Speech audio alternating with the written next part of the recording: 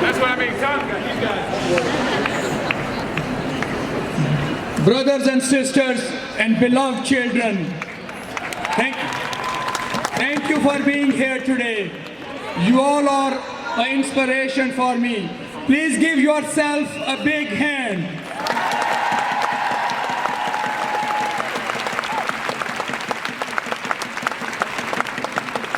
I know that last 2 years have been very tough for us as we witnessed a very divisive election that culminated in a result that shocked majority of us. Minority groups were specially targeted during election campaign, and they were used as a scapegoat to gather electoral support. Unfortunately, even though the election is over, but minorities are feeling very vulnerable, and there is a spike in hate crimes against them, and they are not sure about their place in our own society.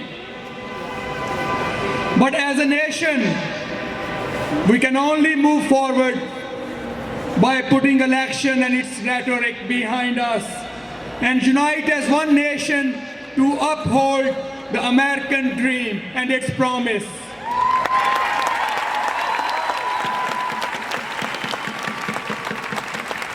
Ideal of American dream has been the basis and foundation of our country from day one.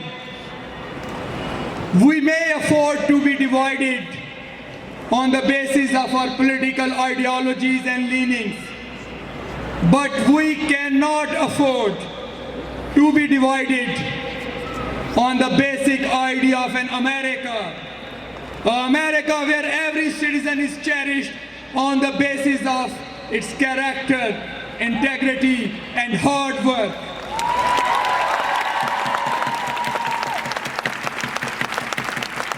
And not on the basis of gender, religion, skin color, or sexuality.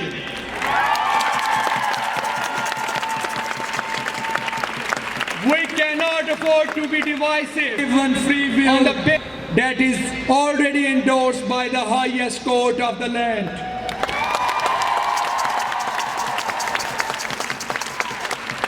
Or if environmental health of our planet matters or not. Important issues like increasing minimum wage and providing equal compensation for both genders should not be a substance of political debate.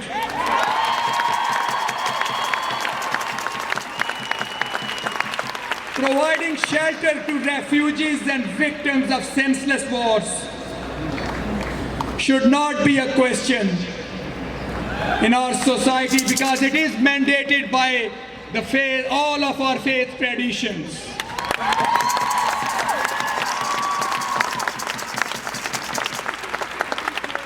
Similarly, we should not be divided on this basic fact that Jewish, Muslim, Hindu, or even children of no faith has every right to dream to be president of our country.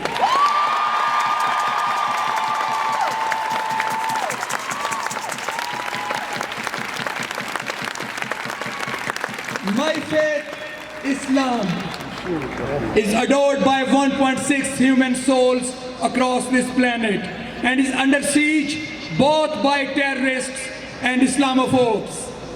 It is unfair to see Islam through the activities of terrorist groups like ISIS in the same way as it will be a grave injustice to label Christianity through the actions of Ku Klux Klan.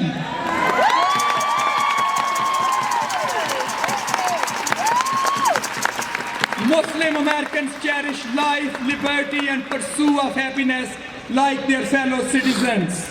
And Islam is no alien to America, as significant percentage of human slaves brought from West Africa in 17th and 18th centuries were of Muslim faith.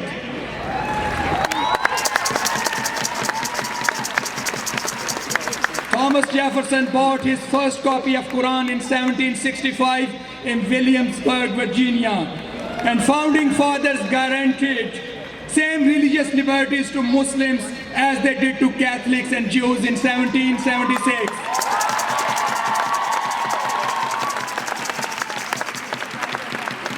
Then why 240 years later, the place of Muslims, the place of my 9-year-old sons is still being questioned in our society? And why Muslim Americans have to apologize and condemn actions of terrorists who have nothing in common with us?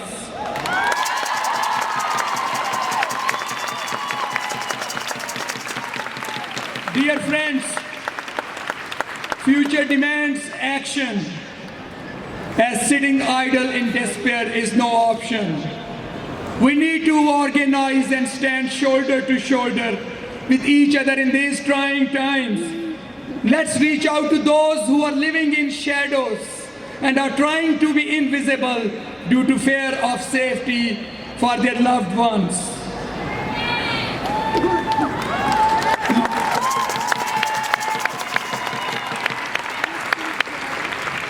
Let's be ready to resist every attempt of government to take away civil liberties from any of the vulnerable minority groups. As united we stand and divided we fall.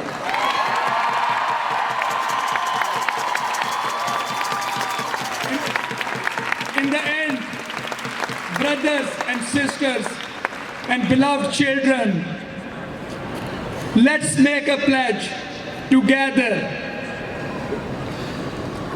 that never again we will let this happen in our country. Never again. I see my friend Fred Gross standing here among us. He's a Holocaust survivor, and he's doing his efforts that never such a tragedy should happen.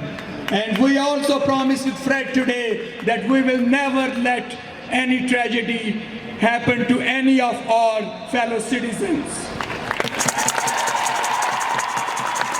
Let's make this pledge right on the stairs of this city hall and in front of the statue of our beloved founding father, Thomas Jefferson, that we will continue to strive for America where every citizen will have equal opportunity and value irrespective of race, religion, gender, or sexual orientation.